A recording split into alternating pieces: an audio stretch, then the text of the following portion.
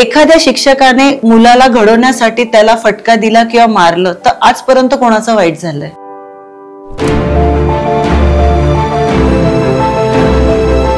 अठरा वर्षाचा मुलगा ज्याला मिशी पण फुटलेली नाहीये, वडिलांसोबत दारू प्यायला एकत्र बसतात.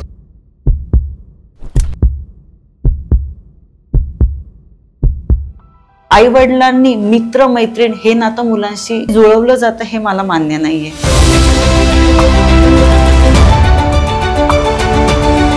आज आपल्याकडे सोशल मीडियाचा किंवा रील्सचा इतका प्रभाव झालाय की घरात मूल जन्माला आलं की सगळ्यात पहिले आपण त्या मुलाचा फोटो घेतो आणि बॅकग्राऊंडला गाणं लागतं शिवाजी महाराजांचा पाळणा.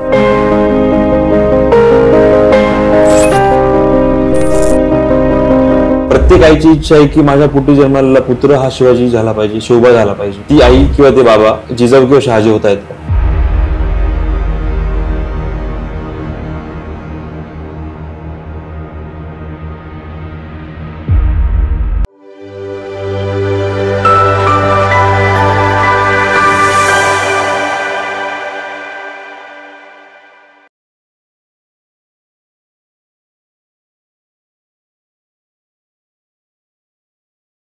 पिक्टोग्राम चावडीच्या समस्त रसिक मायबाप प्रेक्षकांचं मी विकास गायधनी सहर्ष स्वागत करतो. आज आपण नवरात्र स्पेशल ही जी शृंखला आपण चालवतोय त्या 8व्या दिवसावर म्हणजे 8व्या माळ्याच्या निमित्तानं आपण आज पुन्हा भेटतोय. आणि 8वी माळ म्हटलं, नवरात्र जेव्हा आपण म्हणतोय तेव्हा महागौरी ह्या देवीचा खरं तर उल्लेख करणं गरजेचं आहे. आणि जेव्हा आपण महादेवी या गौरीबद्दल बोलतो, महागौरी या देवीबद्दल जेव्हा बोलतो, महागौरी ही देवी म्हणजे शांततेचं, संयमाचं आणि शुद्धतेचं प्रतीक आहे. आणि हीच शांतता, हाच संयम खरं तर कुठेतरी आता धकाधकीच्या जीवनामध्ये हरवत चाललाय. म्हणजे पालक असतील, विद्यार्थी असतील, आपल्या म्हणजे तुमच्या माझ्यासारखे सामान्य नागरिक असतील, हा संयम कुठे आपण हरवत चाललोय. आणि ह्याच संयमाकरता किंवा हीच शांतता, हाच संयम आपल्याकडे परत कसा मिळवला आपण पाहिजे, इथून मागे काय चाललं होतं, आतापर्यंत काय आपण करतोय आणि भविष्यात आपण काय केलं पाहिजे, खरं तर विशेषतः पालकांनी आणि विद्यार्थ्यांनी काय केलं पाहिजे या सगळ्या गोष्टींचा अभ्यास करण्याकरता. आणि जेव्हा आपण शिक्षण म्हणतो, शिक्षण म्हणजे फक्त अक्षर ओळख नाहीये, तर ही विचारांना बदलण्याची किंवा विचारांना दिशा देण्याची खरं तर एक महत्वाचा पायरी आहे. आणि ह्या पायरीवरती काम करत असताना ह्याच गोष्टींचा विचार करून 1998 मध्ये एक महिला सगळ्या बंधनांना झुगारून, सगळ्या चालीरूढींना एक बाजूला करून सुयश क्लासेस नावाने नाशिकमध्ये काम सुरू करते. आणि तो सुयश क्लासेस नावाने सुरू केलेलं काम आज इतक्या वर्षानंतर म्हणजे 27 वर्षाच्या प्रदीर्घ सेवेनंतर सुयश एजू हब होतोय. आणि आजही तीच सेवा जी पहिल्या दिवशी दिली गेली होती ती आजही निरंतर आहे. आणि हे निरंतर असताना आज झालेल्या बदलांना त्या व्यक्तीने कसं आपल्यामध्ये सामावून घेतलंय आणि आत्ताच्या पिढीला पुन्हा त्याच शांततेच्या आणि संयमाच्या मार्गाने कसं शिक्षण दिलं जातंय, या सगळ्या गोष्टींची चर्चा करण्याकरता खरं तर आज आपल्या पिक्टोग्राम चावडीवरती नवरात्र विशेष या एपिसोडमध्ये ज्या वक्त्या आपल्यासोबत आहेत त्या आहेत सुयश एजू हबच्या संचालिका सौ लीना ठाकरे मॅडम. नमस्कार. नमस्कार मॅडम. कसं वाटतंय ज्यावेळेस आपण चावडी म्हणतोय आणि चावडी म्हटलं की गप्पा अनुभवांपलीकडच्या म्हणतोय, चावडीवरती आल्यानंतर तुम्हाला कसं वाटतंय? चावडी म्हटल्यानंतर ना मनसोक्त मनमुराद गप्पा मारता येतील असा एक अनुभव आला. आणि मनातल्या काही गोष्टी आहे आणि ज्याच्यात आपण ज्ञान संवर्धन करू शकू, काय गोष्टीवर आपण चर्चा करू शकू किंवा आपल्यामध्ये ज्या गोष्टींच्या भावना व्यक्त करायचंय त्याचं मला हे मोठं व्यासपीठ वाटतंय. धन्यवाद. आपण ह्या चर्चेची सुरुवात करत असताना जसं आम्ही उल्लेख केला की 1998 साली सुयश क्लासेसची सुरुवात झाली. तर मला हा सगळा प्रवास खरं तर तुमच्याकडनं जाणून घ्यायचा की 1998 साली सुरुवात करताना कुठल्या अडचणी आल्या, कशा प्रकारे सुरुवात झाली, तो पहिला विद्यार्थी कोण होता, त्यावेळेस तुमचं कामाची पद्धत कशी होती, हे सगळं खरं तर आम्हाला जाणून घ्यायचं आहे. खरं तर शिक्षण क्षेत्रात मला काम पहिल्यापासून करायला आवडत होतं. मी काही स्कूल्समध्ये पण अप्रोच करत होते, पण स्वतःचा एक काहीतरी सेट तयार करावा अशी माझी इच्छा होती. त्या कारणाने मग मी सुयश क्लासेसची ही नीव रोवली. तेव्हा माझ्याकडे एक 6 ते 7 मुलांनी सुरुवात झाली. माझ्या घरातला पुतण्याच हा माझा पहिला विद्यार्थी होता. ओके. आणि माझे सासरे हे खूप सपोर्टिव्ह ठरले, कारण माझी आधीचीच आवड असल्यामुळे मी लग्नाआधी पण क्लासेस घेत होती, तर त्यांना तो एक फीडबॅक होता की हिचं क्लासेसमध्ये करिअर खूप छान होऊ शकतं. हम्म. तर त्यांनी जेवढा फ्रेंड सर्कलमध्ये सांगता येईल किंवा आमच्या कॉलनी एरियात सांगता येईल, तर असा त्यांनी सेटबॅक थोडासा तयार केलेला होता. हम्म. आणि माझ्या पुतण्यासोबत मग काही ही बाहेरची मुलं पण आली आणि असं 6 ते 7 मुलांनी माझा क्लास सुरू झाला. क्या बात आहे. मॅडम, ज्यावेळेस तुमचं शालेय शिक्षण पूर्ण झालं आणि त्यानंतर म्हणजे बऱ्याचदा असं होतं की शालेय शिक्षण पूर्ण झालं की आपण आपल्या तत्कालीन गुणांचा विचार करून दिशा निवडत असतो. हो. मग तुम्ही शालेय शिक्षण झाल्यानंतर सगळे तुमच्या हा जो मार्क्स वगैरे सगळे तुम्हाला चांगले मिळत गेले होते, तुम्ही जे सांगितलं होतं आमच्या आधीच्या आपल्या मीटिंगमध्ये, तरीही तुम्ही शिक्षण क्षेत्राकडे का वळालात किंवा क्लासेस किंवा या गोष्टींकडे का वळालात? खरं तर मला डॉक्टर होण्याची खूप इच्छा होती. पण काही इकॉनॉमिक बॅकग्राऊंडमुळे नाही होऊ शकलं आणि मग मला ज्या पद्धतीने टीचर्स मिळाले किंवा माझ्या कॉलेजचे पण प्रोफेसर्स होते, काही स्कूलचे टीचर्स होते, ह्यांचा इम्पॅक्ट माझ्यावर खूप छान होता. आणि मला माझा सब्जेक्ट हा अतिशय प्रिय होता, जो आहे सायन्स बायोलॉजी. त्याच्यामध्ये मला पुढे सरकायचं होतं किंवा त्या सब्जेक्टला स्टिक मला राहायचं होतं.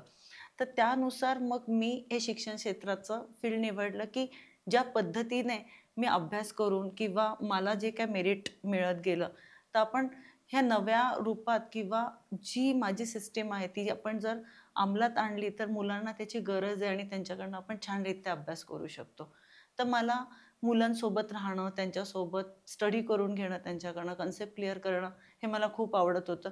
ह्याच्यावर जास्त करून माझ्या स्कूलचे खांबेकर सर म्हणून होते, त्यांची खूप जास्त छाप पडली आणि या क्षेत्रात मी पुढे सरकले. परवा आम्ही जेव्हा 6व्या माळ्याला आमच्याकडे ज्या वक्त्या आलेल्या होत्या त्यांच्याशी आम्ही ज्यावेळेस चर्चा करत होतो, त्यांच्यामध्ये आणि तुमच्यामध्ये मला एक साम्य दिसतंय की त्यांनाही मेडिकल फील्डला जायचं होतं, परंतु त्या शिक्षिका झाल्यात. तुम्ही तसंच काहीतरी सांगताय.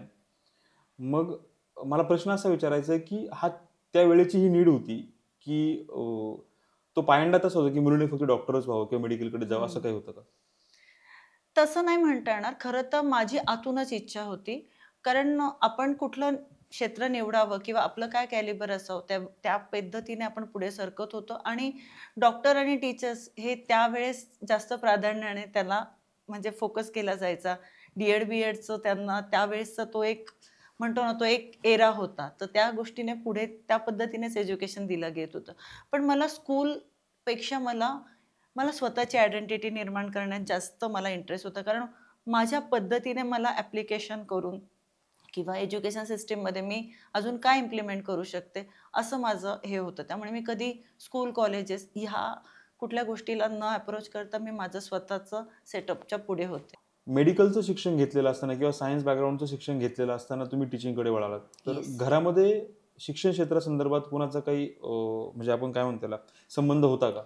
नाही.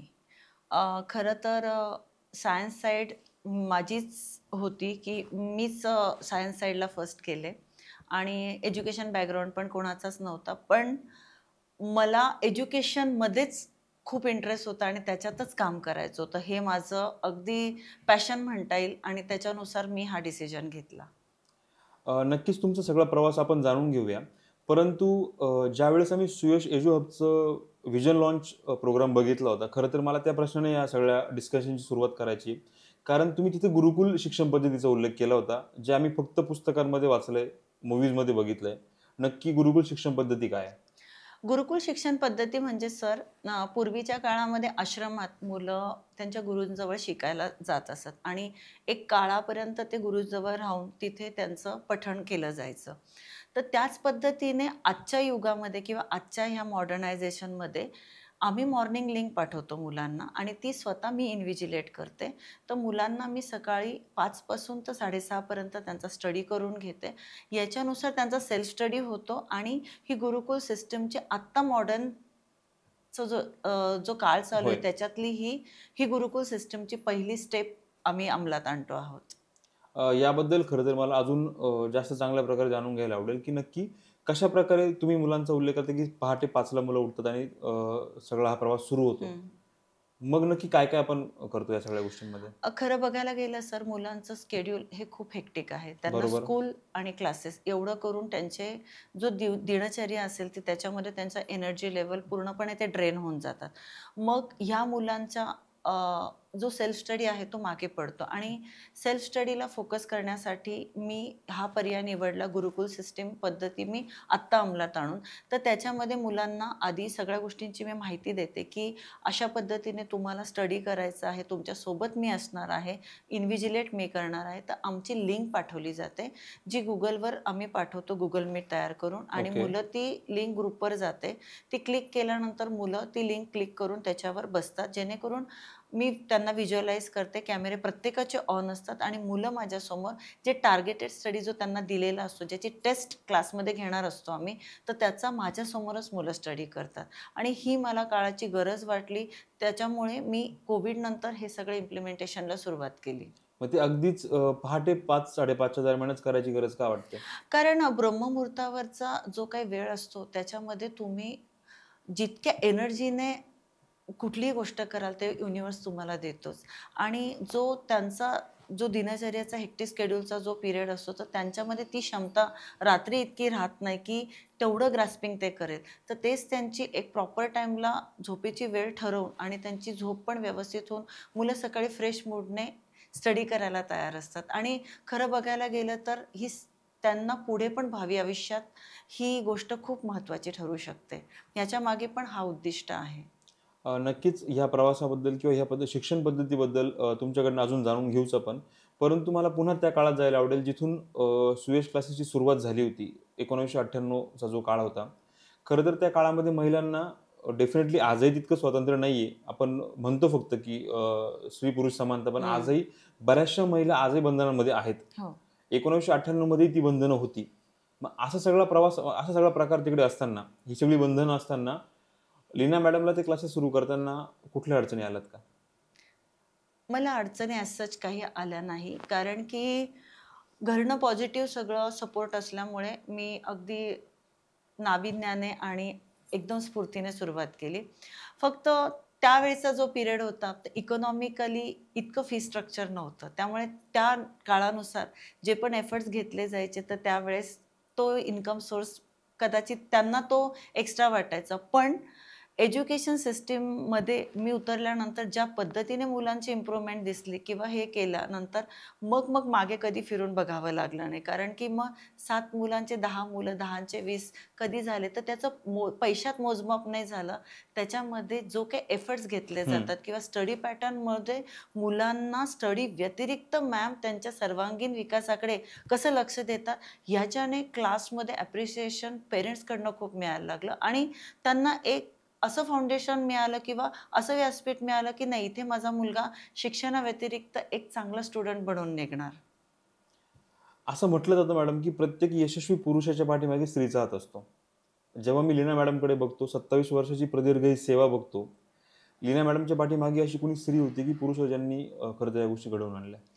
माझं पूर्ण कुटुंब, माझं पूर्ण सासरचं कुटुंब सर. हे मी अगदी प्रामुख्याने सगळ्यांचा उल्लेख करेल. माझे सासू-सासरे, माझे जेठ-जेठाणी आणि ऑफकोर्स माझे पती.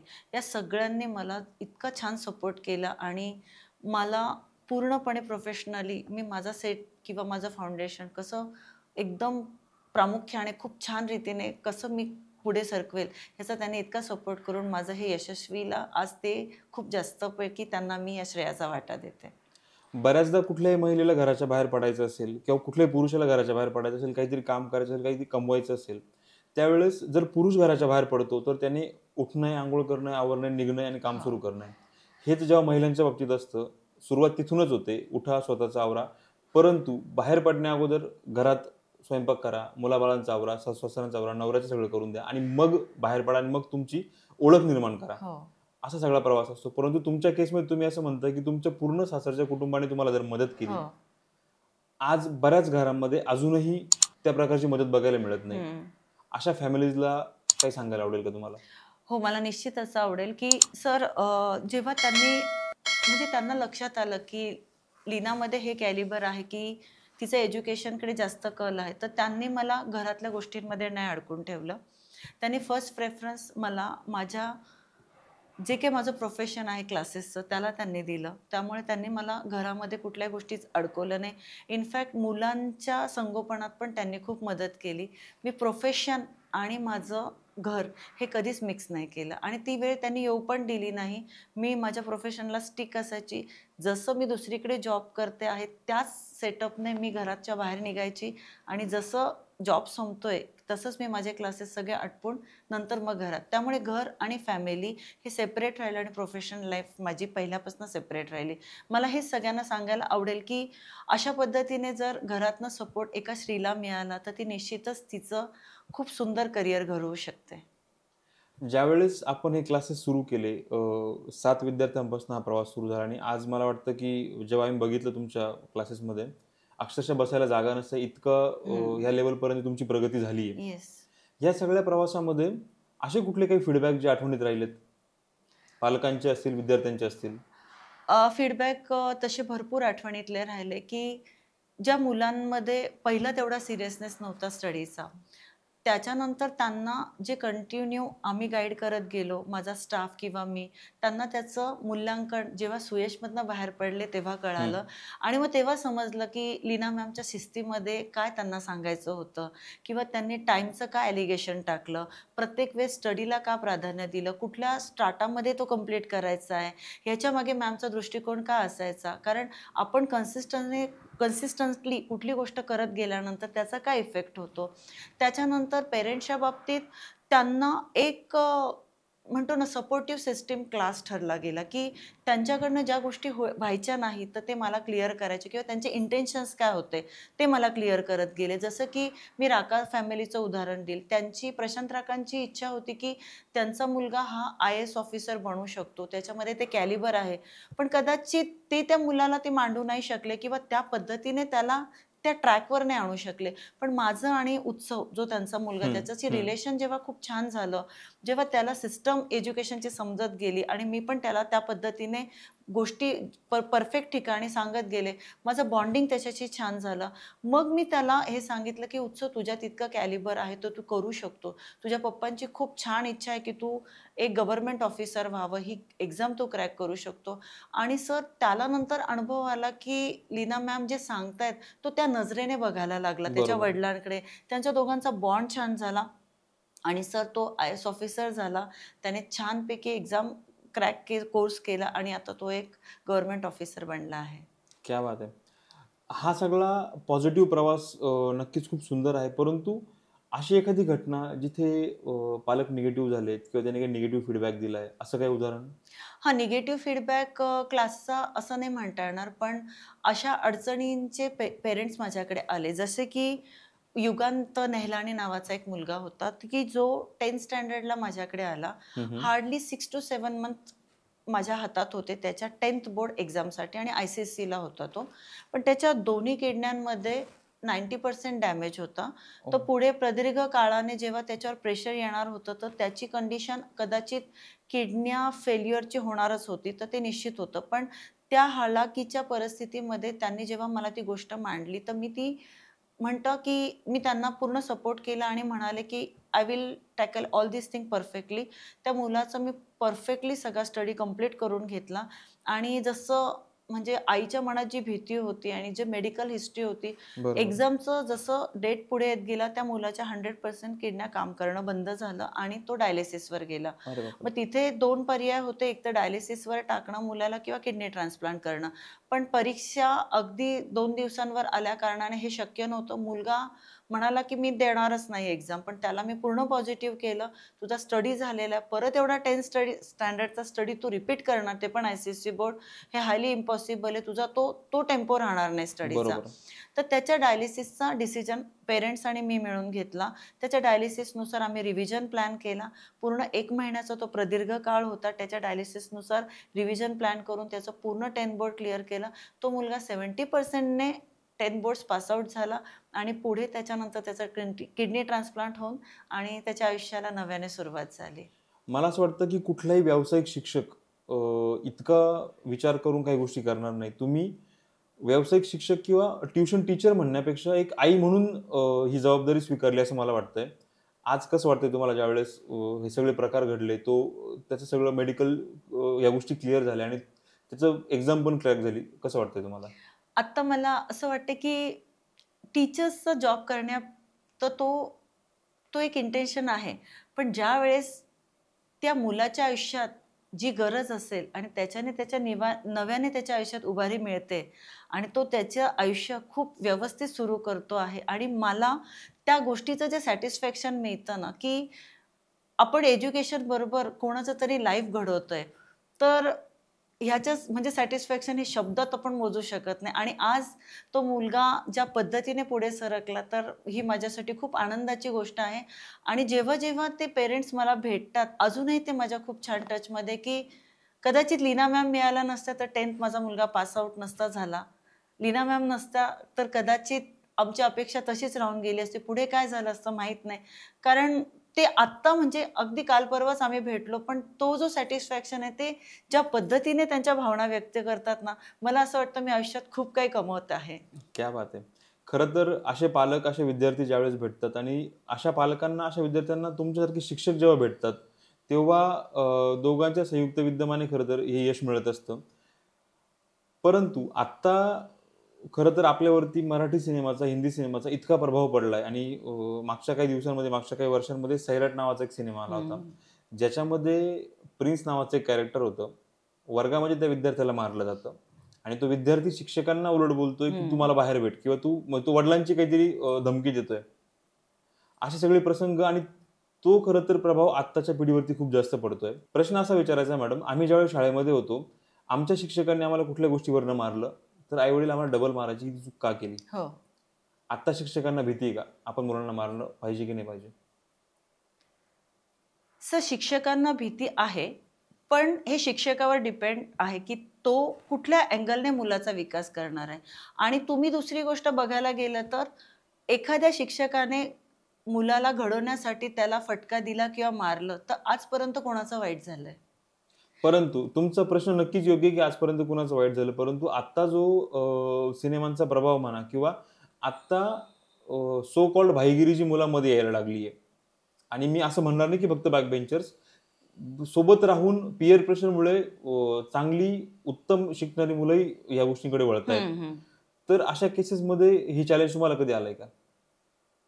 की कुठलीतरी निगेटिव्ह केस आहे, तुम्ही फुल प्रेशरने त्या मुलाला घडवण्याचा प्रयत्न करताय, परंतु त्याचे पालक म्हणा किंवा तो मुलगा म्हणा, "बस इतना हो गया, इसके आगे मत जाओ."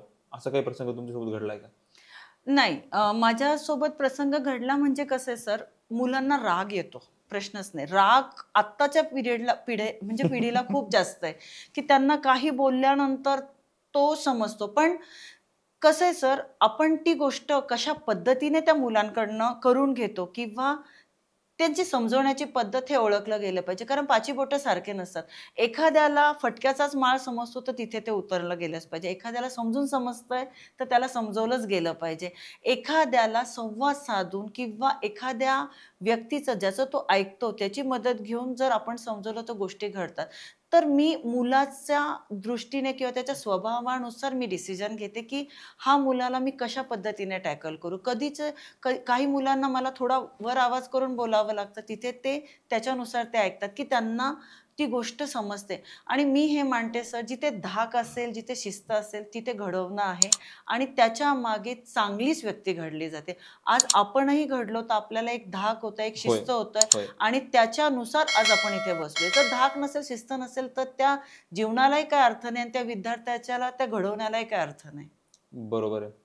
परंतु हे सगळं करत असताना म्हणजे मला प्रश्न असा विचारायचा आहे, की तुमच्या आयुष्यात कुठले नॉन निगेबल स्टँडर्ड होते का, ज्यांचा वापर करून तुम्ही खरं तर 27 वर्ष विद्यार्थी घडवण्याचं कार्य करतायत? हो. नॉन निगोशिएबल कारण म्हणजे माझं एकच आहे, की शिस्त. ज्या सिस्टमने मुलांना मी सांगितलं गेलंय, मी त्यांच्या भावनांचा पण विचार करणार, त्यांच्या स्टडीचा पण विचार करणार. पण जी शिस्त आहे, ती शिस्त आहे. जसं की टाईम लिमिट जे आहे, त्या टाईम सेटमध्येच तुम्हाला क्लासला यायचं आहे. ज्या गोष्टींचा तुम्हाला होमवर्क दिलेला आहे, जी टेस्ट दिलेली, ती त्या टाईममध्येच कंप्लीट झाली पाहिजे. तो स्टडी तेव्हाच झाला पाहिजे. मी शिस्तीला कॉम्प्रोमाईज नाही करणार. ओके. आपल्या क्लासेसमध्ये जे शिक्षक आहेत, जे आता शिकवण्याचं किंवा विद्या दान करण्याचे काम करत आहेत, या शिक्षकांचा क्रायटेरिया काय असतो, आपण त्यांना कशा प्रकारे निवडतो? त्यांचं पहिले एज्युकेशन बॅकग्राऊंड मी बघते. त्यांचं काय एज्युकेशन त्यांनी घेतलं आहे. त्याच्यानंतर मी जास्त प्राधान्य स्किलला देते. कारण एज्युकेशन तुमच्याकडे त्या सब्जेक्टचं आहे, पण तुमच्याकडे टीचिंग स्किल नसेल, तर त्याला मी इतकं महत्त्व देणार नाही. Because I will prefer your subject knowledge along with the skill. आणि तुम्ही कशा पद्धतीने तुमचा सब्जेक्ट मुलांच्या डोक्यात उतरवताय, त्यांच्या अडचणी कशा समजवताय, हे मी बघते. आणि त्यांचं जेव्हा मी लेक्चर्स ऐकते, त्यांचे जेव्हा डेमो घेते, त्याच्यातनं मग मी सिलेक्ट करते की this candidate is perfect for my class. बदलत्या जीवन पद्धतीमध्ये किंवा बदलत्या शिक्षण पद्धतीमध्ये जेव्हा खूप कमी वेळेमध्ये खूप सारे बदल शिक्षण क्षेत्रामध्ये होऊ राहिलेत, तर अशा केसेसमध्ये आपण आपल्या शिक्षकांना, आपण आपल्या टीचिंग नॉन टीचिंग स्टाफला ट्रेनिंग्स वगैरे काही प्रोव्हाइड करतो का? हो, ट्रेनिंग प्रोव्हाइड करतो. कारण की आता एज्युकेशन सिस्टीममध्ये बरेचसे चेंजेस होत आहेत. तर त्याच्या टर्म्स आणि नॉर्म्सनुसार मला ट्रेनिंग्स घ्यावेच लागतात. तर आमची त्याच्यानुसार डेली त्यांची पूर्ण 1 मंथमध्ये त्यांची ट्रेनिंग असते. ज्याच्यात आम्ही सगळ्या गोष्टी ज्या गरजेच्या असेल त्या टीचर्सला सगळं सांगतो. आणि 3-3 महिन्यानंतर पण नवीन फीडबॅक देऊन ट्रेनिंग होतात. रिव्ह्यू सेशन्स क्लासमध्ये होतात. जेणेकरून पेरेंट्सचे पण मी रिव्ह्यू घेते, स्टुडंट्सचे घेते आणि टीचर्सचे पण घेते. या तिन्ही सेक्टर्समध्ये त्यांचे रिव्ह्यू घेतल्याने मला पेरेंट्सचं पण समजतं की त्यांना क्लासकडनं किंवा मुलांकडनं काय अपेक्षित आहे. आणि जेव्हा मी मुलांकडनं म्हणजे स्टुडंट्सकडनं रिव्ह्यू घेते, तर त्यांना टीचिंगमध्ये किंवा कुठल्या सब्जेक्टचा किंवा कुठल्या टीचर्सचा काय क्लासकडनं हवं आहे, हे मला गोष्टी कळतात. आणि टीचर्सशी जेव्हा मी त्यांचे रिव्ह्यू घेते किंवा त्यांना काय गरज आहे, मुलांकडनं काय अपेक्षा, ह्या सगळ्या गोष्टींचे मला पण त्याचं नॉलेज मिळतं. आणि त्याच्यानुसार मग ॲक्शन प्लॅन केला जातो. आणि ट्रेनिंग ही असेल तर, कारण नव्याने शिकल्यानंतर प्रत्येक गोष्टीमध्ये एक उत्स्फूर्तता येते. त्याच्यानंतर त्यांना एक नवीन फीडबॅक मिळतो आणि एक अलाइन काम चालतं मग त्याच्या दृष्टीने. त्यामुळे ट्रेनिंग सिस्टीम ही गरजेचीच आहे आणि ती घेतली जाते. बरोबर. आपल्याकडे जे शिक्षक किंवा ज्या शिक्षिका शिकवायला आहेत मुलांना, त्या फुल टाईम आहेत की पार्ट टाईम बेसवरती काम करतात? नाही, त्या फक्त क्लासकडे फोकस करतात. कारण क्लासचा ड्युरेशन जरी 4 अवर्सचा आहे, पण त्याच्या पाठीमागे भरपूर काम असतं. जसं की पेपर सेटिंग असतं, नोट्स काढणं असतं, पेपर चेकिंग असतं. तर तो 4 अवर्समध्ये त्यांना टीचिंगवरच त्या फोकस करतात आणि ह्याच्या व्यतिरिक्त त्यांना बॅक ऑफिसमध्ये बरंच काम करावं लागतं. तर अशा पद्धतीने त्यांचं रुटीन सेट असतं. जसं सुयश क्लासेस आहेत, तसे बरेचसे मार्केटमध्ये क्लासेस अवेलेबल आहेत मुलांना शिकण्यासाठी, शिकवण्यासाठी. बऱ्याचदा असं होतं की एखादा शिक्षक, एखादी शिक्षिका ऑलरेडी स्कूलमध्ये शिकवते. तेच लोक परत बाहेर प्रायव्हेट ट्युशन्स पण घेतात. अशा गोष्टी शासन मान्य आहेत का? नाही, शासन मान्य नाही आहेत त्या. आणि सर, टू बी फ्रँक, जर तुम्ही एका स्कूलमध्ये आहात आणि शासकीय ठिकाणी तुम्ही काम करत आहात, तर हे शासनाला मान्य नाही आहे. त्यामुळे ह्या टीचर्सला मी प्रेफर करत नाही. दुसरी गोष्ट, मला पूर्ण एनर्जी किंवा नॉलेजने फ्लो असलेली टीचर हवी आहे, जी 100% मला क्लासच्या मुलांना ते एज्युकेट करणार आहे किंवा त्यांना ते शिकवणार आहे. जी व्यक्ती आधीच काम करून आलेली, तर तिची एनर्जी लेव्हल, तिची थकावट ही मला क्लासला इम्पॅक्ट करेल. तर अशा व्यक्तीसोबत मला काम करायला नाही आवडणार. त्यामुळे मी आणि निवडतानाच अशी निवडेल की सुयश एज्यू हब हेच तिचं प्राईम, त्याचा वर्किंग प्लेस असणार. जसं आपण काही वेळापूर्वी बोललो की शिक्षण पद्धती बदलत चालली आहे. नवीन नवीन तंत्रज्ञान शिक्षण पद्धतीमध्ये येतंय.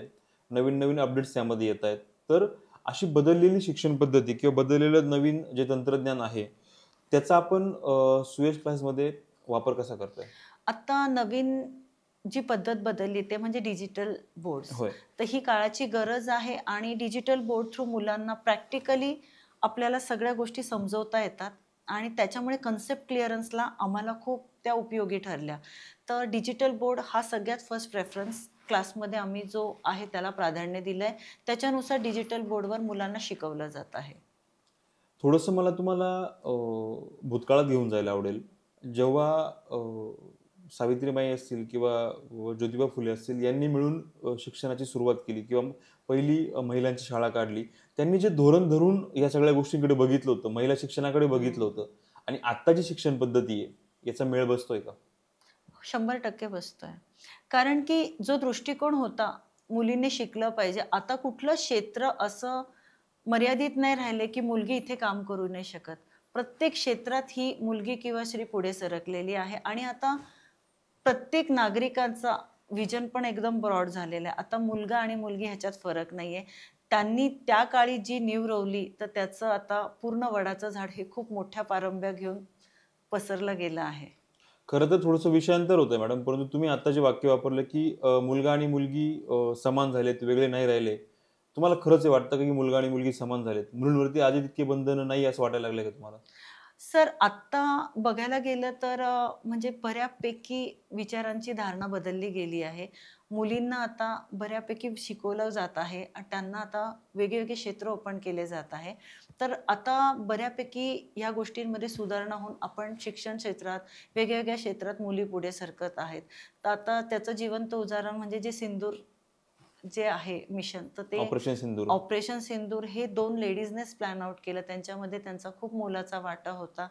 तर आपण असं कुठल्या क्षेत्रात म्हणून असं सांगू शकत नाही, की तिचं फक्त एक किचन इतकंच तिचं एक विश्व राहिलेलं आहे. परंतु बऱ्याच ठिकाणी महिलांनी स्वतःला ते स्वतःचं विश्व किचन इतकंच समजून घेतलंय.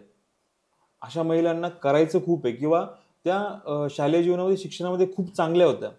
परंतु संभव मग लग्नानंतर फक्त चूल आणि मूल यात अडकून गेल्यात. हां. अशा महिलांना तुम्हाला काही सांगायला आवडेल का? मला नक्की आवडेल, की आपल्यामध्ये जे काही गुपित दडलेलं आहे आणि स्वतःला माहिती की मी काय छान करू शकते. मग तिला शिवणकामाची आवड असू दे, तिला पार्लरची आवड असू दे, तिला वाचनाची आवड असू दे.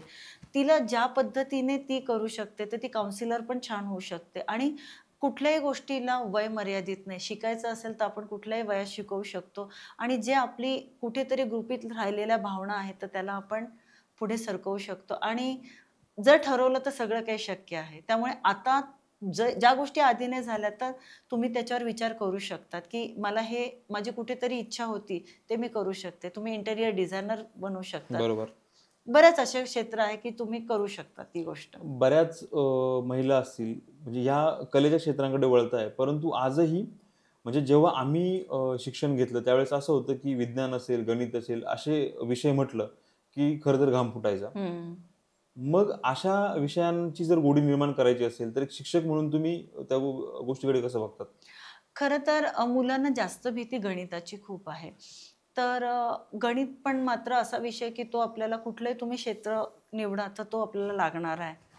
तर त्याच्यानुसार मी त्याचा प्लॅन आउट असं सांगेल की कन्सिस्टंट प्रॅक्टिसने आणि डिफिकल्टी स्लॉट मुलाने स्वतः ओळखले किंवा टीचरने त्यांना ती नीट समजून सांगितले, तर ते प्रॅक्टिसने परफेक्ट होतील. ह्याच गोष्टीचा आम्ही आमच्या क्लासमध्ये उपयोग करून घेतो. मुलांना डेली मॅथ्स दिलं जातं, ज्याच्यामध्ये वेगवेगळ्या प्रकारचे सम्स मुलांना दिले जातात, कन्सिस्टंट प्रॅक्टिस घेतली जाते आणि टेस्ट पेपर काढले जातात. त्याच्या कुठलीही टेस्ट होण्यापहिले मुलांचे जे डिफिकल्टी स्लॉट्स आहेत ते ठरवले जातात आणि ते डिफिकल्टी त्यांच्या क्लिअर करून मग मुलांना पेपर दिले जातात. कारण काही गोष्टींची जागा ही सब्जेक्टची ठरलेली आहे. बरोबर. त्याला कोणी क्रॉस करू शकत नाही. तुम्ही कुठलंही क्षेत्र निवडा, मॅथ्स ही पुढे लागणारी गोष्ट आहे. खरी तर खरी ती गोष्ट आहे. त्याच्यासाठी आणि हा डेव्हलपिंग ग्रुप आहे माझ्याकडे, जो 1st to 10th आहे. तर तिथे किती जास्त मी त्या सब्जेक्टवर फोकस करू किंवा प्रत्येक सब्जेक्टकडे मुलांना कसं त्यांचं फाउंडेशन बेस्ट करू, याला मी जास्त प्राधान्य देणार. खरं तर मॅडम आता रील्सचा जमाना खूप जास्त आलाय. हं. म्हणजे रील्सवरती खूप गोष्टी मुलं बघून तसं करण्याचा प्रयत्न करतात किंवा WhatsApp युनिव्हर्सिटी नावाची एक नवीन युनिव्हर्सिटी खरं तर तयार झाली आहे, जिकडे तिथे येणाऱ्या गोष्टींना प्राधान्य देतात किंवा तिथून जास्त माहिती मिळते असं म्हटलं जातं. हं. आणि अशाच रील्सवरती किंवा WhatsAppवरती बऱ्याचदा असे ॲक्चुअली नको असलेले जोक तिकडे फिरत असतात. फॉर एक्झाम्पल, साइन कॉस थिटाने आमच्या आयुष्यात काय फरक पडला? हं. अशा प्रकारचे मेसेज फिरतात. अशा गोष्टींकडे तुम्ही कसं बघताय? सर, एक 30 सेकंडची रील कोणाचंच आयुष्य बदलू नाही शकत. पण 30 पानांचं जर तुम्ही पुस्तक वाचलं, तर ते माणसाचं आयुष्य बदलू शकतं. 30 सेकंदच्या रीलने किंवा 1 मिनिटाच्या रीलने काहीच होणार नाही. आपला वेळ वाया जातोय.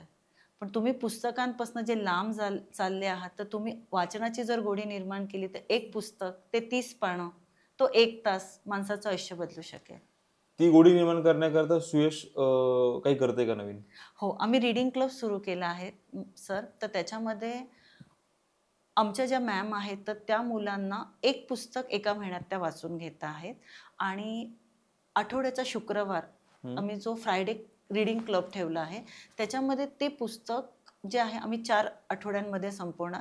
अशी 12 महिन्यात 12 पुस्तकं संपली जाणार. तर कुठेतरी मुलं ज्या गोष्टीपासून दुरावले आहेत तर त्याच्यावर सुयश काम करत आहे आणि रीडिंग क्लबसारखी हा नवीन उपक्रम सुयशमध्ये सुरू झाला आहे.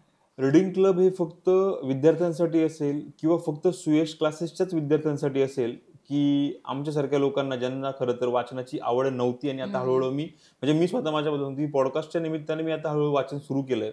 मग आम्हाला त्याचा बेनिफिट होईल का? 100%. आता सर मुलांना सुरुवात झाली त्यांना त्यांच्या वयानुसार पुस्तकं ठरवलं गेलं आहेत आणि पुढे जेवढे मुलं जे पण कोणी नाशिकमध्ये राहणारे किंवा इतर कुठे पण राहणारे मुलं आहेत ते पण अप्रोच करू शकतात आणि मोठ्यांसाठी पण आपण पुढे सरकूया की जेणेकरून रीडिंग क्लब वाचनाची आवड किंवा हा मोठा क्लब जेवढा नव्याने किंवा उत्स्फूर्तरित्याने पुढे सरकेल तर ह्याच्याने चांगलंच घडणार आहे.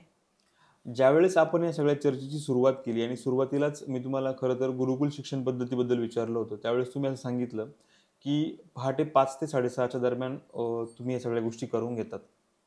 डॉक्टर लोक सांगतात, की मुलांनी 6 ते 8 तास झोपलं पाहिजे. हो. तुम्ही म्हणताय 5 वाजता उठलं पाहिजे. मुलांनी ऐकायचं नक्की कोणाचं?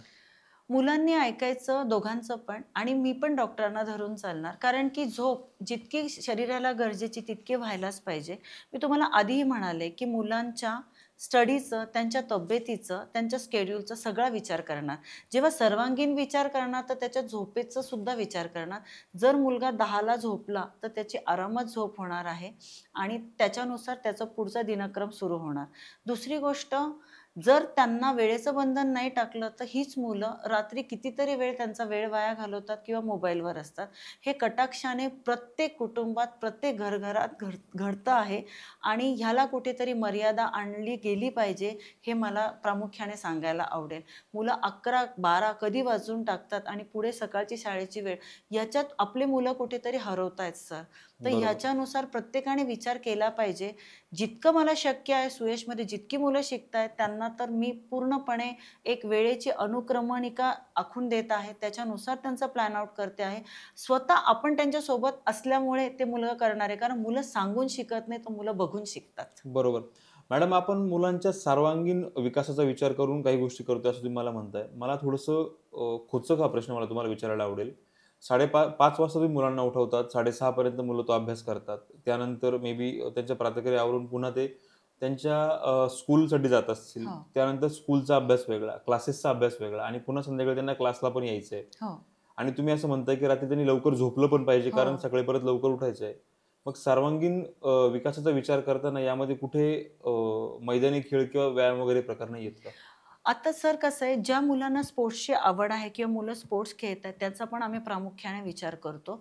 तर स्पोर्ट्सच्या मुलांसाठी आमचं स्पेशल बॅचेस आहे सर, की जेणेकरून आम्ही त्यांना टाईम ॲलिगेशन तेवढं तितकं देऊन स्पोर्ट्सला त्यांना पाठवून आम्ही त्यांच्या बॅचेस ठरवून किंवा करून घेतो आणि खेळायला प्राधान्य दिलं पाहिजे. पण सर त्याचं लक्ष्य काय ते पण ओळखलं गेलं पाहिजे.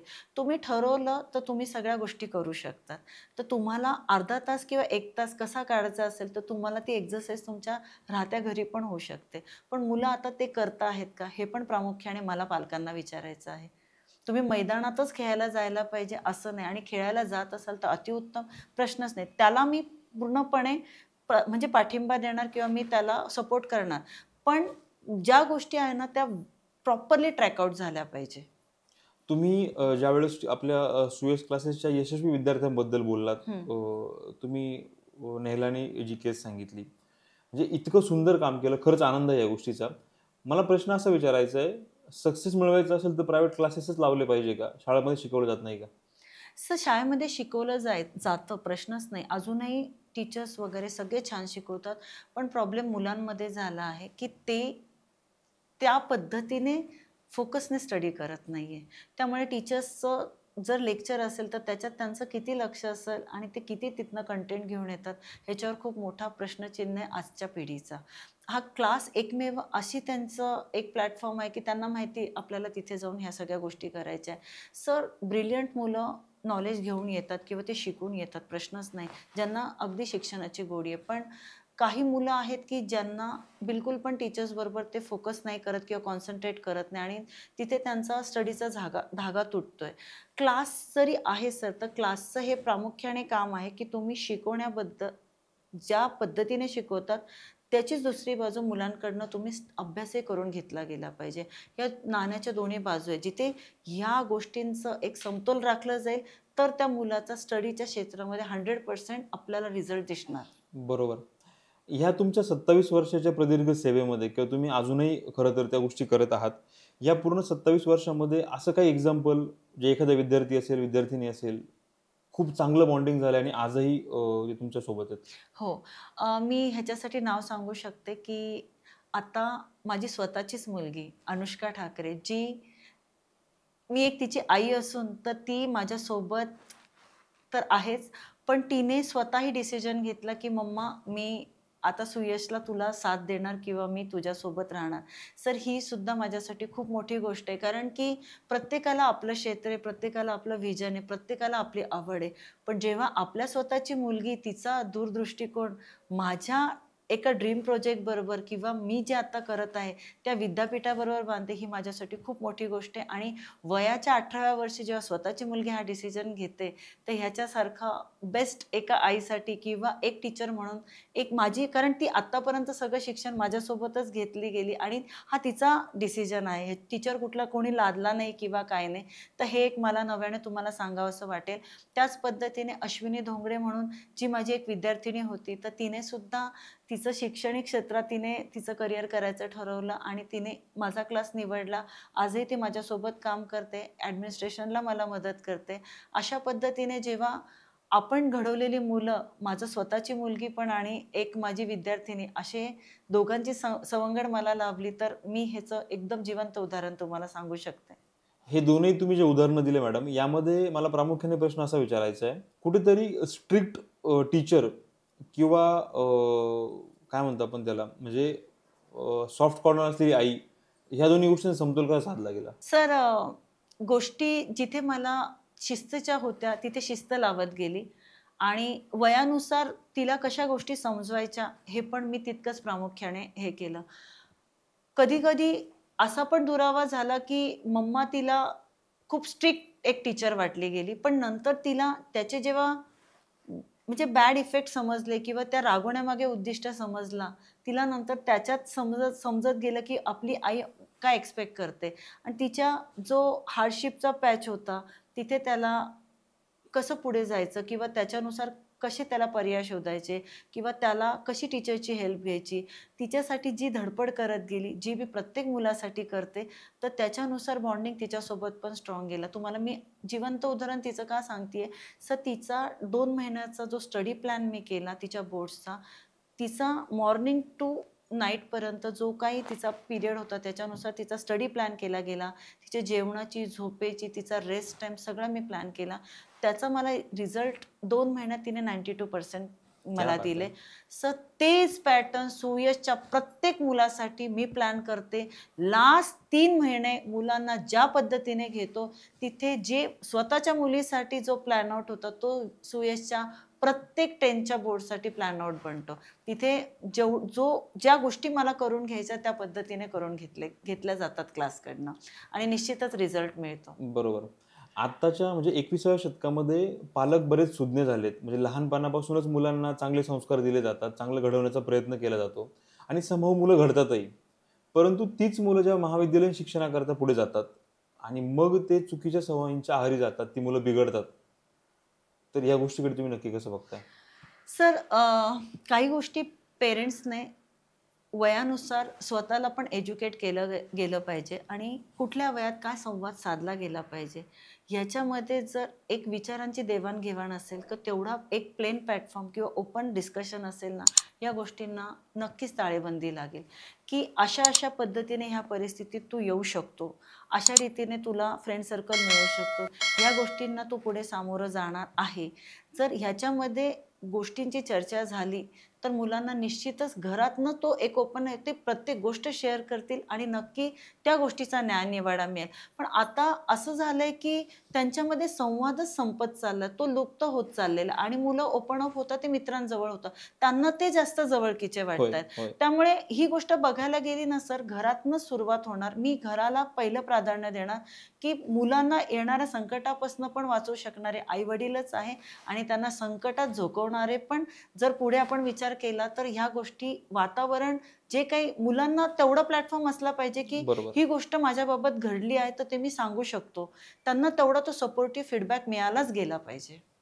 खरं तर यालाच धरून मला तुम्हाला पुढचा प्रश्न विचारायचा आहे, की बऱ्याचदा मुलं असतील, मुली असतील, यांचं बॉन्डिंग ट्युशन टीचर सोबत किंवा आपल्या क्लास टीचर सोबत खूप सुंदररित्या होतं, हं. खूप चांगलं होतं. खूप लवकर ते ओपन अप होऊ शकतात.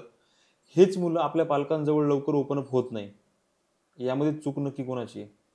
सर, आता जे काही झालंय ना, मुलांशी मैत्रीचं नातं निर्माण केलं गेलं पाहिजे. असं कन्सेप्ट म्हणजे बघा प्रामुख्याने आपल्याला दिसते. मैत्रीचं नातं का असलं पाहिजे सर मुलांसोबत आई-वडिलांचं? त्यांना भरपूर मित्र आहे. सो वडील आहे तर तो एक कुटुंब प्रमुख आहे. त्याचं एक वर्चस्व आहे. त्याने 4 उन्हाळे जास्त पाहिले आणि प्रेमाने गोष्टी अनुसरून करायला किंवा तो समतोल राखायला आई आहेच ना. मग वडिलांनी ती शिस्त जी त्यांना जो प्लॅटफॉर्म दिलेला आहे किंवा जो त्यांना हक्क दिला आहे, तो त्यांचा हक्क असलाच पाहिजे. आई-वडिलांनी मित्र-मैत्रीण हे नातं मुलांशी मला जे ते जुळवलं जातं हे मला मान्य नाहीये.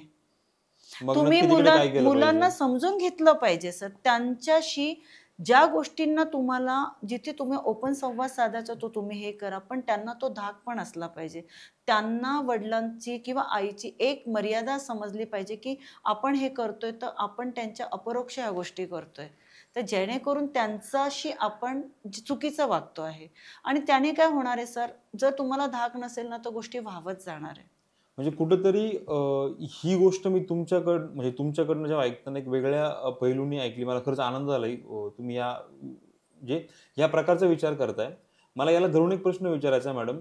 बऱ्याचदा आत्ताच्या जनरेशनच्या मुलांमध्ये किंवा त्यांच्या पालकांमध्ये असं होतंय, 18 वर्षाचा मुलगा ज्याला मिशी पण फुटलेली नाहीये, वडिलांसोबत दारू प्यायला एकत्र बसतात. अगदी बरोबर आहे.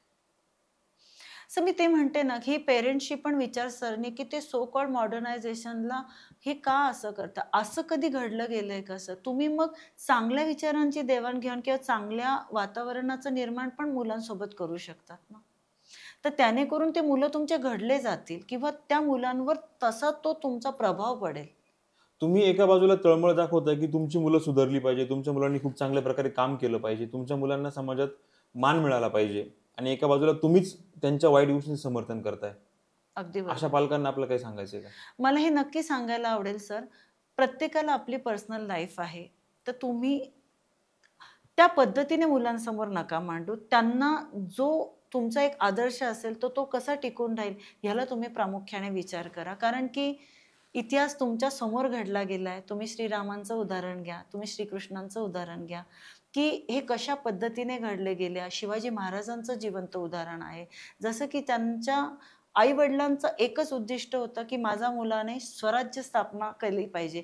त्याच्यानुसार त्यांनी ते वातावरण निर्माण केलं. त्याच गोष्टीचं त्यांनी पूर्ण त्यांना बॅकग्राऊंड निर्माण करून दिलं आणि तो इतिहास घडला गेला. तर मी हेच आजच्या पेरेंट्सला सांगू शकेल, की तुम्ही काही टाईम मुलांसोबत द्या. कारण की जो तो आपल्या दैनंदिन त्यांच्या परिक्रमेमध्ये इतका लागलाय, की मुलांपर्यंत आपण वेळच देऊ शकत नाहीये. त्यांच्यासाठी प्रत्येक गोष्टीचं बेस्ट स्कूल, बेस्ट क्लास सगळ्या त्यांच्या हौस पुरवणं हेच एक कर्तव्य नाहीये. त्यांच्याशी संवाद साधून त्यांचं नक्की त्यांच्या लाईफमध्ये काय चाललंय, त्यांना काय डिमांड आहे, होय. त्यांच्याकडनं काय चुका होत आहे, त्यांना काय त्रुटी भासते, ह्याचा पण आपण विचार केला गेला पाहिजे. सर, जितकी मुलं आहे क्लासमध्ये, प्रत्येक मुलाचं ऑब्झर्वेशन मला खूप सांगून जातं. पूर्ण क्लासमध्ये, प्रत्येक क्लासमध्ये कॅमेराज असल्यामुळे मला प्रत्येक मुलाची ॲक्टिव्हिटी समजते. त्याच्या बोलण्यातनं, वागण्यातनं, त्याचा शब्द तो काय यूज करतो किंवा त्याचा कसा संवाद असतो, याच्याहून त्या मुलाचा डिटेल स्टडी मी करू शकते. जर ऑब्झर्वेशनहून मी 4 तास, 2 तास, 1.5 तास मी इतकं करू शकते. तुम्ही तर त्या मुलांसोबत कंटिन्यू असतात. हे का निश्चित करू शकणार नाही? आज आपल्याकडे सोशल मीडियाचा किंवा रील्सचा इतका प्रभाव झाला आहे की घरात मूल जन्माला आलं की सगळ्यात पहिले आपण त्या मुलाचा फोटो घेतो आणि बॅकग्राऊंडला गाणं लागतं शिवाजी महाराजांचा पाळणा. प्रत्येक आईची इच्छा आहे की माझ्या पोटी जन्माला पुत्र हा शिवाजी झाला पाहिजे, शिवबा झाला पाहिजे. ती आई किंवा ते बाबा जिजाऊ किंवा शहाजी होत आहेत का? नाही, मी सगळेच नाही म्हणू शकत. काही आहे ठराविक, पण ते 100 अगदी 10% असते. उरलेल्या 90%नी म्हणजे आपण कुठेतरी चुकतो हे प्रत्येकाने बघायला पाहिजे. जेव्हा छत्रपती शिवाजी महाराजांचा उल्लेख केला जातो त्यावेळेस प्रकर्षाने एक गोष्ट आवर्जून मला सांगायला आवडते की महाराजांनी स्त्रीचा सन्मान पदोपदी वेळोवेळी करत गेलेत. आज आपल्याकडे ज्या घटना वाढत आहेत, प्रत्येक वेळी असं म्हटलं जातं की मुलगी व्यवस्थित नसेल, मुलीने कपडे चांगले घातले नसतील, म्हणजे उठसूट समाज फक्त त्या मुलीकडे बोट दाखवतोय. आपला मुलगा चुकला असेल असं आईवडील का म्हणत नाही किंवा आपण त्यांना चांगले संस्कार का लावत नाही. बरोबर आहे. ह्या गोष्टीकडे नक्की म्हणजे एक आई म्हणून तुम्ही नक्की काय म्हणता, काय कसं बघायला या गोष्टीला? सर, आत्ताच्या पिढीचं बोलायला गेलं तर चुका दोन्हीकडनं पण आहे. मी अजिबात असं म्हणणार नाही की मुलगा चुकतोय, मुलगीची पण तितकीच चूक आहे. आपली मुलगी कसे कपडे घालते किंवा तिचा वावर कसा आहे, ही गोष्ट एका आईने पण बघितली गेली पाहिजे किंवा हे कुटुंबातनं पण त्या गोष्टीचं प्राधान्य दिलं पाहिजे. आजकाल सगळे तसे घालतात किंवा आपली मुलगी तसे घालतात तर त्यात वावगं काही नाही. हा जो प्रत्येक घरातला किंवा आई वडिलांचा जी गोष्ट आहे ना, नाही, काही गोष्टी नाही चालत तर नाही चालत. मी सांगते सर की जेव्हा जिथे ज्या गोष्टीची गरज नाही ना, ती गोष्ट नसलीच पाहिजे. जसे की तुमची मुलगी वेगळी दिसेल, काय काय प्रॉब्लेम आहे त्या गोष्टीला? जर 4 मुली त्या पद्धतीने कपडे घालतात म्हणून आपली मुलगी पण तसेच कपडे घालायचे, हे चुकीची गोष्ट आहे. आणि आपण ह्या गोष्टींना आकर्षित होतो आणि त्यामुळे मग मुलं मुली ह्या गोष्टींचा सगळा पुढे म्हणजे एक त्यांचा तो बॉन्डिंग होऊन जातं आणि गोष्टी वेगळ्या मार्गाने निघून जातात. आणि मुलांची पण तितकीच चूक आहे की तुम्ही कुठे गेला आहात, किती वाजता गेले आहात, त्याच्यानंतर कशासाठी पैसे दिले जात आहेत, ह्याची सुद्धा विचारणा केली गेली पाहिजे. कारण जोपर्यंत तुमच्या हातात पैसा आहे तो आईवडिलांचा आहे. तुम्ही तर त्या पद्धतीने कुठलेही बरोबर. कष्ट करत नाही. मग तुम्ही मुलांना जे पैसे देत आहात किंवा पॉकेट मनी देतात, याची विचारणा होते का? त्याचा खर्च कुठे झाला? जर त्या गोष्टीचं नियंत्रण आपण प्रत्येक गोष्टीतनं करत गेलो, तर ह्या गोष्टी होणार. मी प्रत्येक वेळेस आईवडिलांना का म्हणते? कारण एक वयोमर्यादा आहे की आपण ते मडकं घडवू शकतो. एकदा मग त्याला तडा गेला, तर मग पुढे मग आपल्याकडे वेळ नाहीये.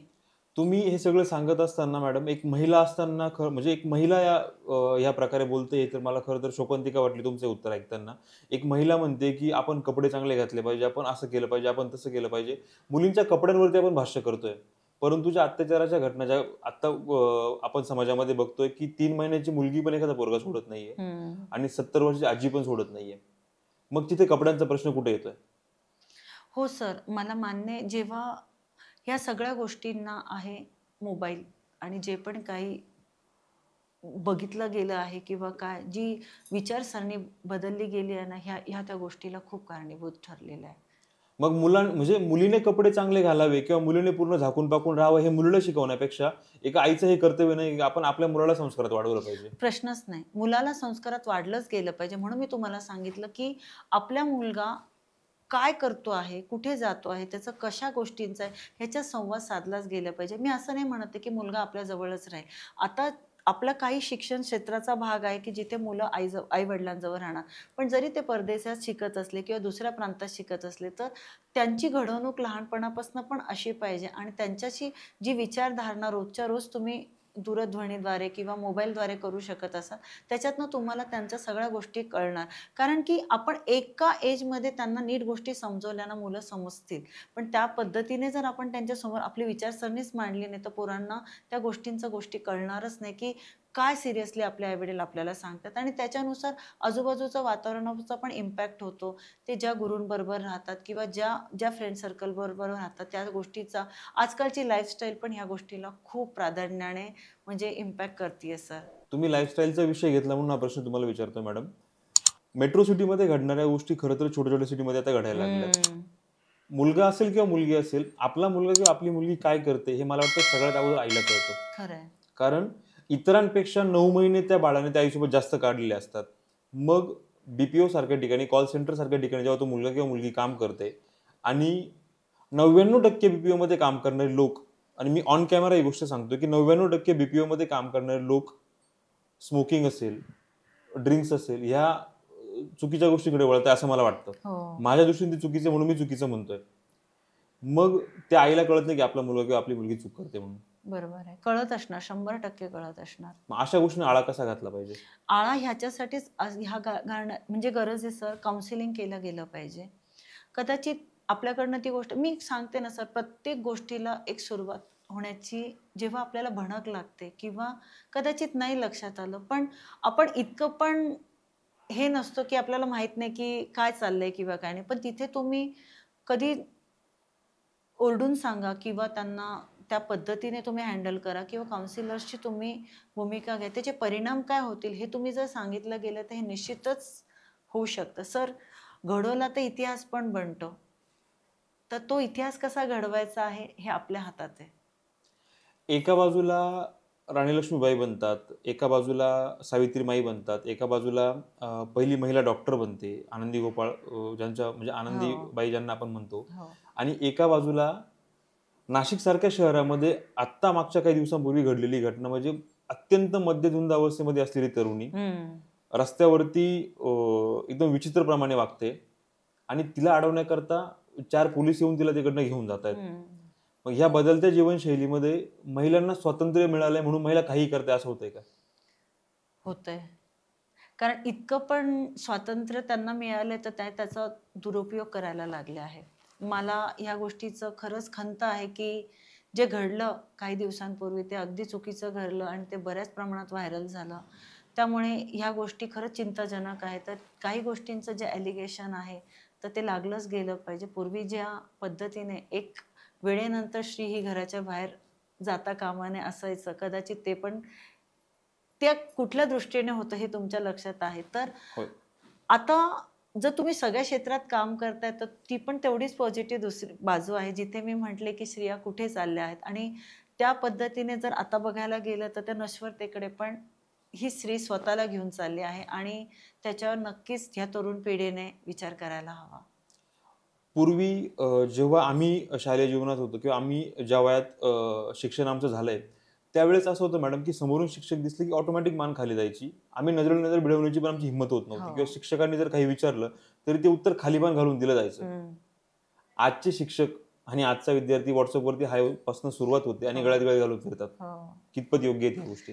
हे अजिबात योग्य नाही. शिक्षक हे गुरुच्या स्थान त्यांना दिलेलं आहे. तर त्यांनी त्यांच्या गुरुचे स्थान म्हणजे ते मुलांपेक्षा नक्कीच ज्ञानाने, अनुभवाने उच्चांकावर आहे.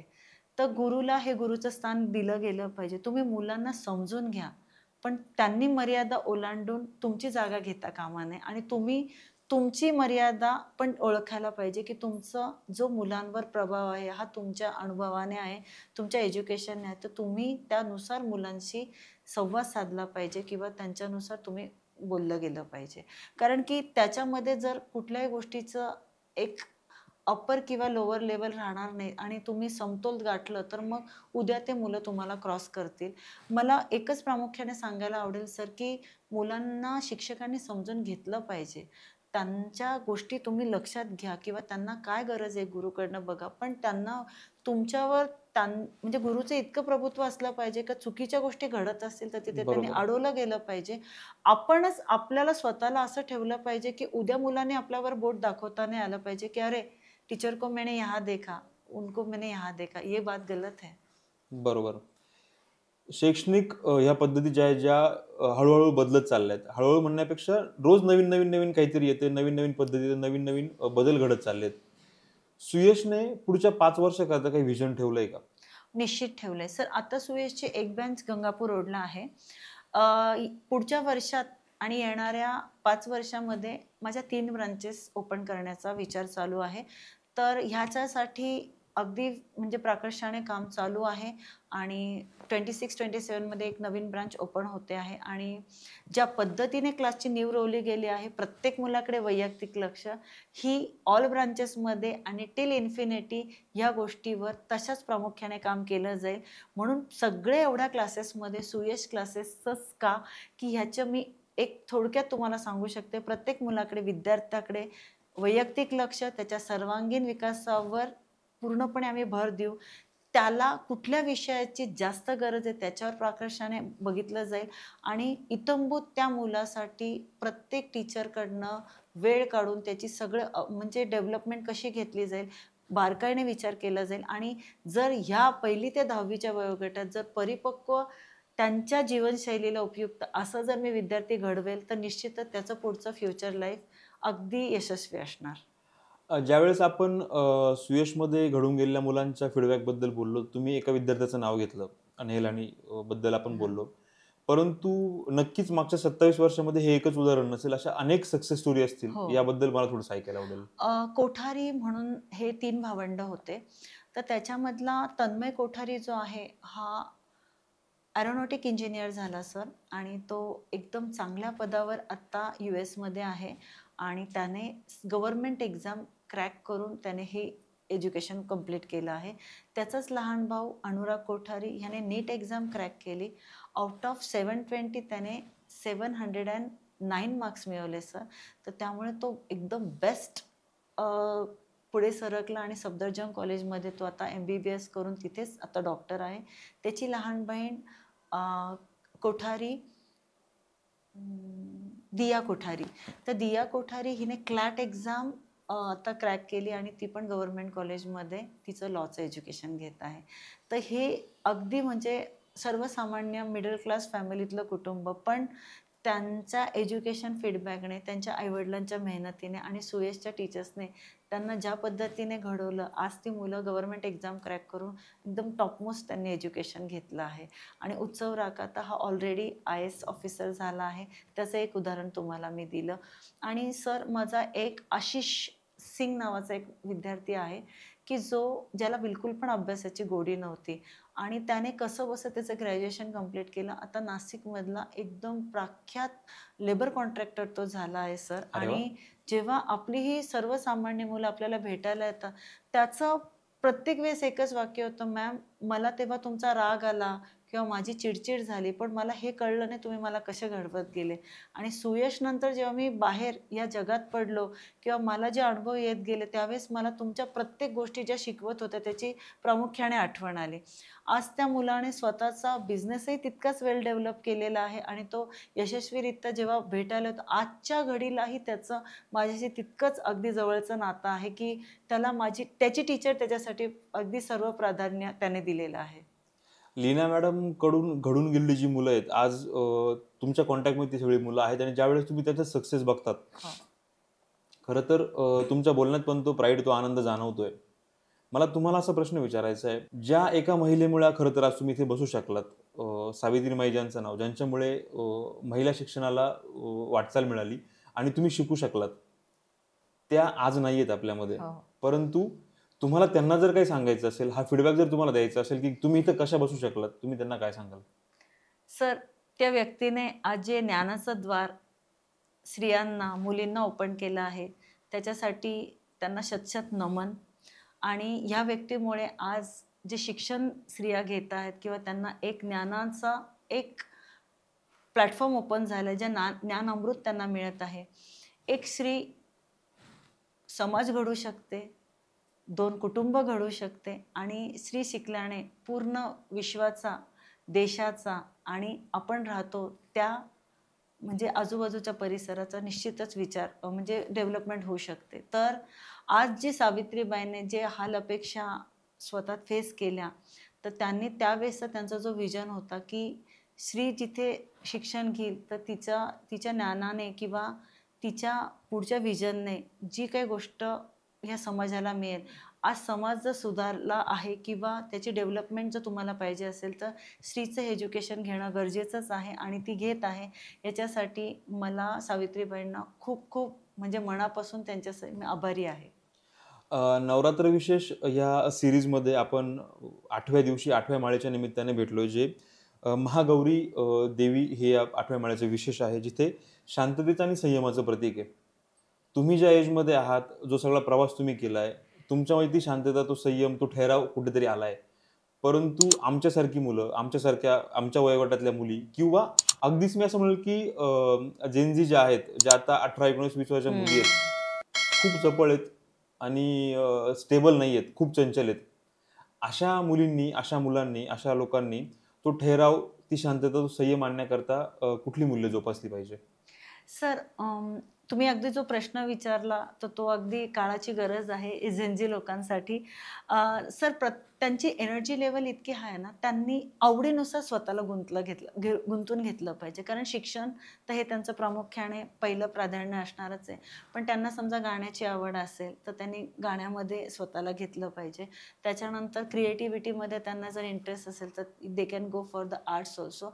आणि जे काही ते वेळ वाया घालवतात स्वतःचा, त्यांची एवढी एनर्जी हाय लेवल असून तो त्यांनी कुठे कमी करणं, थोडं अध्यात्माकडे पण वळलं पाहिजे.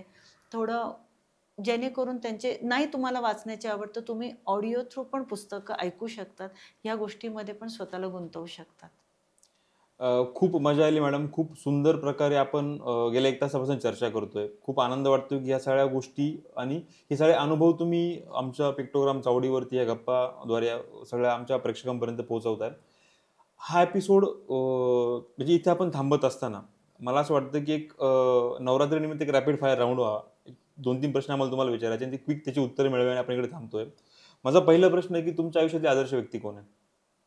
माझ्या आयुष्यातली आदर्श व्यक्ती माझे वडील, माधव मोरे. अशी कुठली गोष्ट जी तुम्हाला खूप जास्त चिड आणते? सर, मला डीच केलेलं किंवा माझं फसवणूक केलेलं मला आवडत नाही. ओके.